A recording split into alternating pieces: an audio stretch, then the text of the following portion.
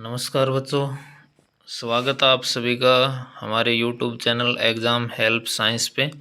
जैसा कि मैंने पिछले क्लास के अंदर आपको बताया था कि अपन जो NMMS परीक्षा है उसकी जो विज्ञान विषय का जो सिलेबस है उसकी तैयारी इस चैनल के ऊपर करेंगे। उसमें आज अपन देख रहे हैं पहला चैप्टर कक्षा 7 का पादपों में पोषण। इसमें अपने को सबसे पहले जानना है, कक्षा 6 के अंदर आपने पढ़ा था भोजन के घटक। पहला भोजन का घटक है कार्बोहाइड्रेट, प्रोटीन, वसा, विटामिन, खनिज लवण। ये पांचों भोजन के घटक होते हैं जो अपने को भोजन से प्राप्त होते हैं। अगला टॉपिक अपन देखते हैं पादपों में पोषण की विधियां। पादपों में पोषण की विधियां सामान्यतः दो प्रकार की होती हैं, स्वपोषण तथा विषम पोषण। स्वपोषण विधि वह होती है जिसमें जीव अपना भोजन स्वयं संश्लेषित करते हैं अर्थात बनाते हैं। यह विधि स्वपोषण कहलाती है। ऐसे पादपों को स्वपोषी कहते हैं। विषम पोषण के अंतर्गत ऐसे जंतु या अन्य जीव सम्मिलित किए जाते हैं जो अपना भोजन स्वयं नहीं बनाते अर्थात स्वयं संश्लेषित नहीं करते, उन्हें विषम पोषी कहते हैं। अगला टॉपिक है कोशिका। कोशिका सजीवों का जो शरीर है वो छोटी छोटी इकाइयों से मिलकर के बना होता है और उस प्रत्येक इकाई को कोशिका कहते हैं। कोशिका मुख्य रूप से निम्नलिखित भागों में विभाजित होती है। पहला भाग है केंद्रक, दूसरा कोशिका द्रव्य तथा तीसरा भाग है कोशिका झिल्ली। इस प्रकार कोशिका तीन भागों में मुख्यतः विभाजित होती है, केंद्रक, कोशिका द्रव्य और कोशिका झिल्ली। अब अपन इन तीनों भागों को अलग अलग देखते हैं। पहला है कोशिका झिल्ली। कोशिका झिल्ली एक पतली बाह्य संरचना होती है जिसके द्वारा कोशिका घिरी होती है, इसे कोशिका झिल्ली कहते हैं।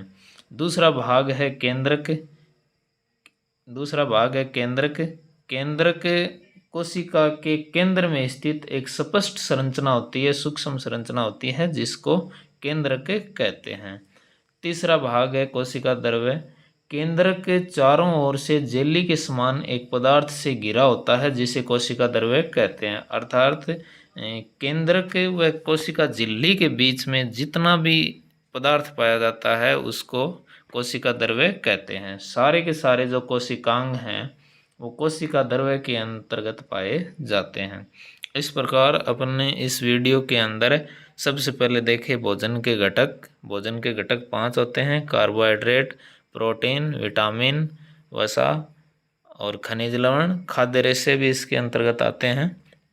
उसके बाद अपन ने देखा पोषण की विधियाँ।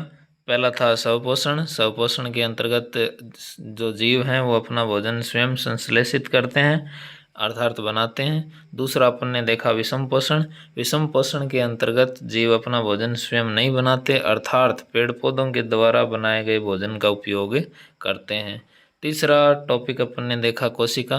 कोशिका सूक्ष्म संरचनाएं होती हैं जिससे सभी के सभी जीव बने होते हैं और प्रत्येक इस सूक्ष्म संरचना को कोशिका कहते हैं। कोशिका निम्नलिखित भागों के अंतर्गत विभाजित होती है। मुख्यतः 3 भाग होते हैं।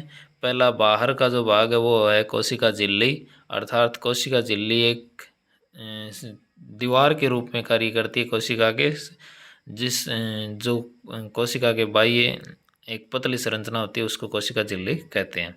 और बीचों बीच केंद्रक पाया जाता है। कोशिका के जो केंद्र में स्थित होता है एक स्पष्ट संरचना होती है जिसको केंद्रक कहते हैं।